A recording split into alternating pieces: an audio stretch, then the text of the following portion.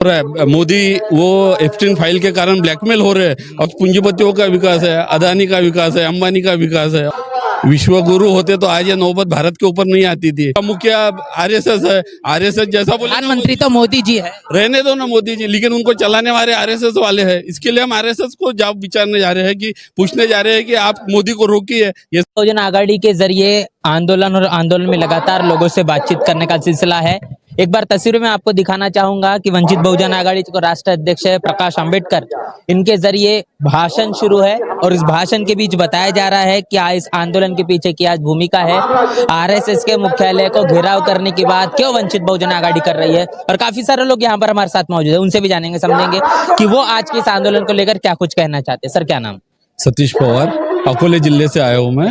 हाँ, क्या कहेंगे सर आज के इस आंदोलन पर, अकोला से चलकर यहाँ आने का और इस आरएसएस के मुख्यालय का घेराव करने के बाद प्रधानमंत्री मोदी के इस्तीफे की बात कही जा रही है। श्रद्धेय बाड़ा साहब अंबेडकर, इनके नेतृत्व में आज यहाँ पे मोर्चा निकला हुआ है नागपुर में। तो आरएसएस के खिलाफ में ये मोर्चा निकाला हुआ है। संयुक्त विद्यमान से कांग्रेस और वंचित बहुजन आघाड़ी और कम्युनिस्ट पार्टी मिलकर ये मोर्चा निकाल रहे हैं, क्योंकि ये जो शासन चालू है 2014 से मोदी का, ये अन्यायकारक शासन है। महाराष्ट्र की जो जनता है, किसान है, इनके ऊपर अत्याचार हो रहा है। उनको खेती को जो उनका माल के जो है भाव नहीं मिल रहा है यहाँ पे, उसके कारण काश्तकार का बहुत नुकसान हो रहा है। पीछे कुछ दिनों पहले खेती का नुकसान हुआ, उसमें भी कुछ परतफेड़ उनको मिला नहीं। अभी इन्होंने क्या बोलते हैं उसको, खेती का पीक कर्ज माफ किया है, लेकिन वो भी अभी तक बैंकों में जमा नहीं हुआ है। तो इस तरह से जो शासन चालू है ये अन्यायकारक है शेतकरी के विरोध में। इसके खिलाफ में आरएसएस के ऑफिस पे मोर्चा लाने के लिए हम सब यहाँ पे एकजुट हुए हैं। और उसके सिवाय एप्स्टीन फाइल का भी आपको पता है कि अभी जो नए एप्स्टीन फाइल में नए नाम आ रहे हैं, मोदी शासन के जो मिनिस्टर है हरदीप पुरी, उनका नाम है इसके अंदर। तो वो भी एक घोर अन्याय ये जनता के ऊपर हो रहा है। मोदी वो एप्स्टीन फाइल के कारण ब्लैकमेल हो रहे हैं और वो ब्लैकमेलिंग के कारण अपने महाराष्ट्र को और ये भारत सरकार को पूरे गड्ढे में डाल रहे हैं, ये देश को गड्ढे में डाल रहे हैं। उसके जी हम समझने की कोशिश कर रहे हैं कि आखिर मामला क्या है। हम यहाँ पर महाराष्ट्र में हैं और महाराष्ट्र में तो तमाम चीजें सर के जरिए कही गई है, कुछ मराठी के भी शब्द है, आपको समझने की कोशिश करिए कि किस तरीके से प्रधानमंत्री मोदी 2014 से जो शासनकाल चला रहे हैं, इस सत्ता के चलते क्या कुछ हो रहा है वो हमारे साथ रूबरू करने की कोशिश कर रहे हैं। लेकिन सवाल ये भी है सर कि प्रधानमंत्री मोदी के जरिए पूरे देश और दुनिया में जिस तरीके से उनकी चर्चा है, पूरे देश में उनका डंका है, पूरे दुनिया में उनका डंका है, लेकिन उसके बावजूद भी उनके ऊपर सवाल जो खड़े किए जा रहे हैं, क्या वजह? वजह एक ही है, उनकी सिर्फ बातें हवा में होती है, जमीन पे कुछ भी नहीं होता है। वो सिर्फ हवा में बोलते हैं, भाषण दे देते हैं और काम खत्म हो गया।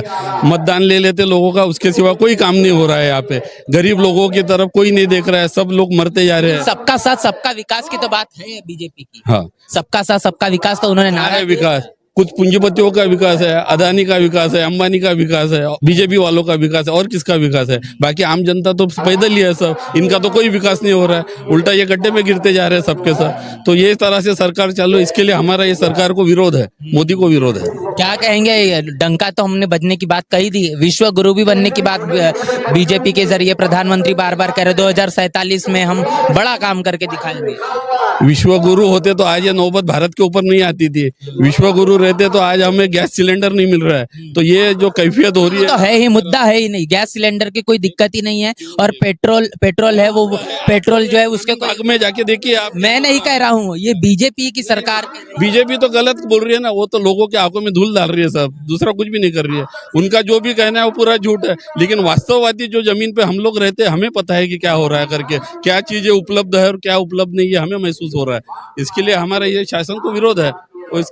सरकार जो चला रही है वो बीजेपी चला रही है और आप मोर्चा लेकर जा रहे हैं आरएसएस के मुख्यालय पर, क्या कारण? आरएसएस की विंग है बीजेपी, जो है बजरंग दल हो गए, बीजेपी हो गई, ये सब आरएसएस की विंग है। इसका मुखिया आरएसएस है। आरएसएस जैसा बोले, प्रधानमंत्री तो मोदी जी है। रहने दो ना मोदी जी, लेकिन उनको चलाने वाले आरएसएस वाले हैं। इसके लिए हम आरएसएस को जवाब विचारने जा रहे हैं कि पूछने जा रहे हैं कि आप मोदी को रोकिए ये सब बातों से। उसके लिए हम वहाँ पे मोर्चा लेके जा रहे हैं, उनसे जवाब चाहिए हमें। लगता है आपकी कही हुई बातों का कोई असर होगा कि नहीं होगा? बिल्कुल होगा, बिल्कुल होगा। बाड़ा साहब अंबेडकर के नेतृत्व में जो मोर्चा निकल रहा है वो बातों का असर तो होने ही वाला है ये देश में, उसके सिवा तो होगा नहीं। बाबा साहेब आम्बेडकर के नातू है, उनकी बात नहीं सुनेंगे तो और किसकी बात सुनेंगे? तो ये असर 100% होगा, कुछ दिनों में अपने को देखने को मिलेगा। ये देखिए काफी सारे लोग यहाँ पर मौजूद है, कहाँ से आए हैं, क्या नाम है, ये जानेंगे। और इस आंदोलन में क्या धन्ना सेठ पूंजीपति मौजूद है, क्या इनके पास बड़ी बड़ी जमीनें हैं, क्या इनके घर परिवारों में नौकरियां है, ये हम भी जानेंगे समझेंगे। क्या नाम? एकनाथ मेश्राम, कहाँ से आए हैं? सावनेर। सावनेर से। क्या करते हैं सर आपके बच्चे? हमारे बच्चे ड्यूटी पर। ड्यूटी। और आप क्या काम करते हैं सर? मैं WCL में था। अच्छा। तो अब ये आंदोलन में आप आए हैं, क्या वजह? वही RSS पे मोर्चा जा रहा और अम्बेडकर वाली है, इसलिए हम जब वहाँ से सावनेर से आए हैं। चलिए, आपका क्या नाम? महादेव। महादेव। कहाँ से आए महादेव? सोगा। हाँ? सोगा। कितने किलोमीटर से आए हैं यहाँ? 300 किलोमीटर, 300 किलोमीटर। 100 किलोमीटर। कितना उम्र होगा आपका? 65-60। आपका कितना उम्र है? 73। 73 की इनकी उम्र है, 65 की आपकी उम्र है। हाँ, तो इतने उम्र में यहाँ पर इतनी धूप में, जो कड़ाके की जो धूप यहाँ पर चल रही है, इतनी धूप में क्या जरूरत है यहाँ पर आने की? घर में रहकर आराम किए होते। वो बाला साहब का मोर्चा है आरक्षण के बारे में, उसके लिए हम आ गए। घर में आराम किए होते, क्या जरूरत है मोर्चे में आने की इतने धूप में? अरे घरात नहीं काय खावा कवळे? हाँ, घरात राहून काय खावा? 3 किलो गहू, 2 मोदी जी तो दे रहे हैं ना राशन 5 किलो। किलो गहू देऊ राहिला, काय उपकार करू राहिला का आमच्यावर? घर नहीं चल रहा? घर का 2 किलो चालते काय? महिन्यातून 2 किलो चालते काय? तू 2 किलो टाकते का महिनाभर? 2 किलो 1-1.5 लागते। हाँ? 2 किलो गेहूं भी दे रहे तो 2 दिन में खत्म हो जाएगा क्या? बाल बच्चे 80 करोड़ लोगों को मोदी जी राशन दे रहे हैं। मगर कितना दे रहे भाई? कितना? 2 किलो 4 किलो ऐसा दे रहे ना। एक आदमी के पीछे 2 किलो और गेहूं 3 किलो ऐसा है ना। एक महीना नहीं पूरा पाएगा ना, अपना परिवार है मान लो। हाँ, क्या क्या कहेंगे सर आज के आंदोलन को लेकर? है अरे आज का आंदोलन हमारा ऐसा है, जब जहाँ बाला साहब का मोर्चा है, बाला साहब इंडिया में ऐसा नेता है कि उसके सिर का नेता कोई बराबरी नहीं कर सकता। क्या कारण है, ऐसा क्या खूबी है? अरे उसका मोदी का इतना त्रास है, मोदी इतना महंगा तेल दे रहा, शक्कर महंगे है, जीना मुश्किल हो रहा हमारा। हमारे किसानों को धान को कीमत नहीं, जवारी को कीमत नहीं, तूर की कीमत नहीं, बेभाव देना पड़ता हमको। घर में पड़ा हुआ है माल, गेहूं पर का कोई भाव नहीं दे रहा उसको, और कंट्रोल का 2 किलो देता। वही तो बात कर रहे थे कि 5 किलो राशन तो दे रहा। 2 किलो दे रहा कोई, मेरे को तो 2 किलो दे रहा है। 2 किलो चल- हाँ, 2 किलो दे, 3 किलो कहाँ चला जा रहा 3 किलो तांदूल, बस 5 किलो कंट्रोल मिलता। अरे क्या करना है मोदी का? है? सामान्य व्यक्ति से मोदी सरकार 1 लाख रुपए हर साल का टैक्स ले रही है, हर आदमी से कितना ले रही है? 1 लाख रुपए टैक्स, और 12,000 दे रही है। इसको विकास बोलेंगे आप? आप हर आदमी टैक्स कितना देता है आपको पता है? 1 लाख रुपए हर आदमी टैक्स देता है 1 साल में, और 12,000 रिटर्न करता है। ऐसा मोदी सरकार है झूठा। उसके लिए सिर्फ एक बाला साहब ही अम्बेडकर ऐसे नेता है कि उनके अपोज में आवाज उठाते। आप जो बोल रहे 2 किलो राशन, ये 2 किलो राशन आप 2 किलो में होता क्या? आप ही बोलो ना। हर आदमी के लिए जीने के लिए क्या कुछ नहीं होना। रोजगार कहाँ है? पढ़ाई कहाँ है? 2 करोड़ रोजगार की तो बात। तो आपको मिल गई, आप तो मीडिया वाले हो, आप बोलो ना हमको कि 2 करोड़ रोजगार कहाँ है, 15 लाख का है। वो जुमलेबाज है मोदी सरकार करके। तो ये हम RSS के खिलाफ मोर्चा निकाल के सांप के पीछे आए। आपका क्या नाम? देवेश खोबरागड़े, देवेश रामचंद्र खोबरागड़े। हाँ जी, कहाँ से आए जी? 300 किलोमीटर है। आपका कितना उम्र? 66 है। 66। हाँ, और क्या काम करते हैं? मैं खाली रिटायर है। हाँ। क्या है तख्ती पर लिखा हुआ? ये अमेरिका के इशारों पर नाचता है, मोदी देश को बेचता है। एक बार तस्वीरें दिखाएंगे कि देखो, अमेरिका के इशारों पर नाचता है, मोदी देश को बेचता है। ये आप ये लिखा हुआ जो बात है, ये बताएंगे कैसे प्रधानमंत्री मोदी अमेरिका के इशारों पर नाच रहे हैं? ये हम बैनर लगा लिए ना, ये इसलिए तो बैनर उनको। सर ये जो बात लिखी जा रही है, ये एप्स्टीन फाइल की वजह से ब्लैकमेल हो रहा है मोदी, बस वही कारण से ब्लैकमेल करके ये देश जैसे ट्रम्प बोलेगा उस हिसाब से चला रहा है। उनके खुद के हिसाब से तो ये सरकार चल नहीं रही है। अभी जैसे ट्रम्प साहब ने बताए थे कि अभी 1 महीने का आपको परमिशन देंगे रशिया से तेल खरीदे करने के लिए, तो इंडिया ने वैसे ही किया, तो फिर क्या उससे क्या निकल सकता है? यही तो निकलता ना हर्ष कि एप्स्टीन फाइल में नाम आने की वजह से ट्रम्प साहब जैसे बोलेंगे वैसे हमारे मोदी साहब करेंगे, तो क्या वैसा देश चलेगा? देश किसके हिसाब से चलेगा?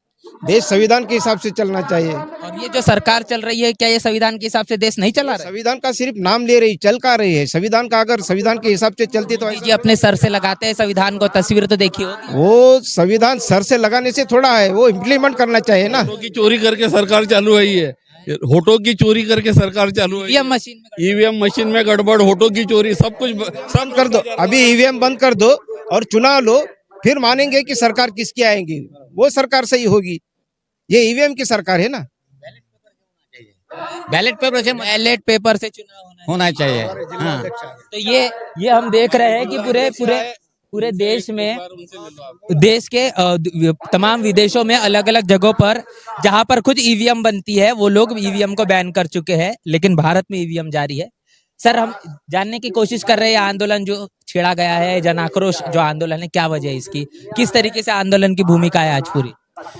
एप्स्टीन फाइल में इस देश के प्रधानमंत्री नरेंद्र मोदी का नाम आया, पेट्रोलियम मंत्री हरदीप पुरी का नाम आया, व्यापारी अनिल अंबानी का नाम आया, और यह एप्स्टीन फाइल में नाम आने के बाद भी इस देश का प्रधानमंत्री राजीनामा नहीं दे रहा और अपना देश डोनाल्ड ट्रंप को बेच रहा है। इसके लिए हम यहाँ पर आज बड़ी तादाद में बड़ा बयान दे दिए सर, है तो गड़बड़ी नहीं हो जाएगी इस बयान से?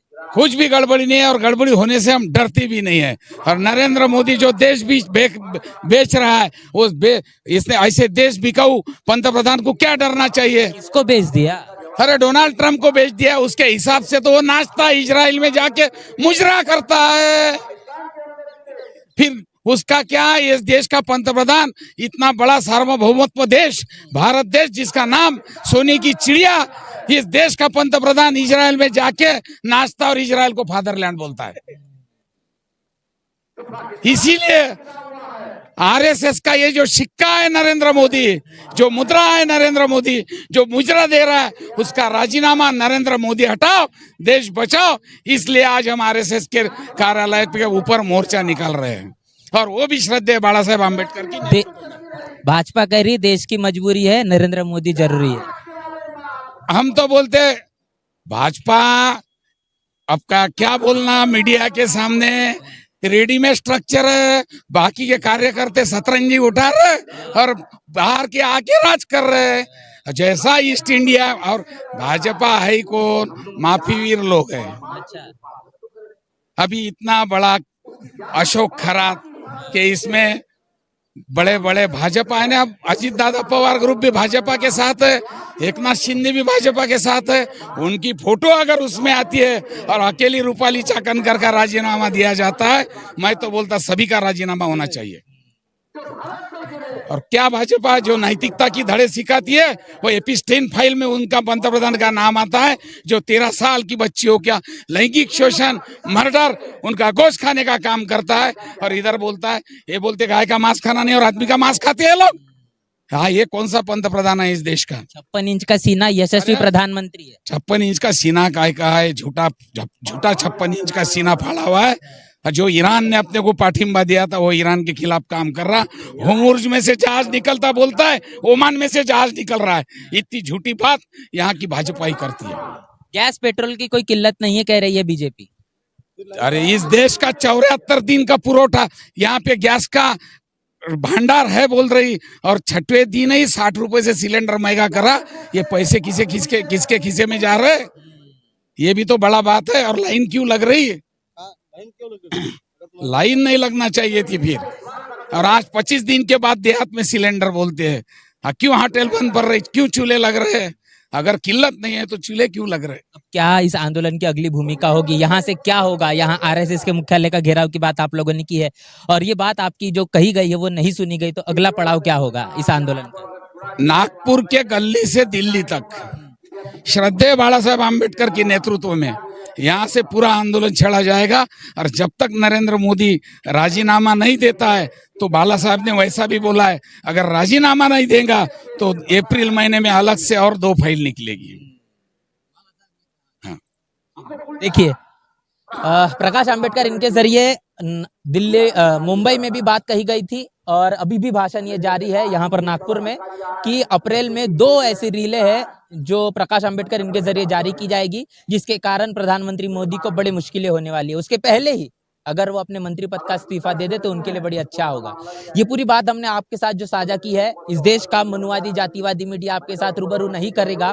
बहुजन मीडिया ही, मैं बार बार कहता हूँ, सोशल मीडिया और सोशल मीडिया ही बहुजन मीडिया है, जो जमीन से लेकर तो आपके घर तक आपकी उन तमाम खबरों को साझा करने का काम करेगा जो इस देश का मनुवादी और जातिवादी मीडिया साझा नहीं करता। पूरी की पूरी बातचीत जो आपने अब तक सुनी है, इसको लेकर आप क्या सोच रहे हैं, आपकी क्या राय है, प्रतिक्रिया लिखकर कमेंट बॉक्स में जरूर बताएं। बने रहिए नेशनल चौपाल के साथ, मिलते हैं नए वीडियो में, तब तक ले जय भीम, जय भारत।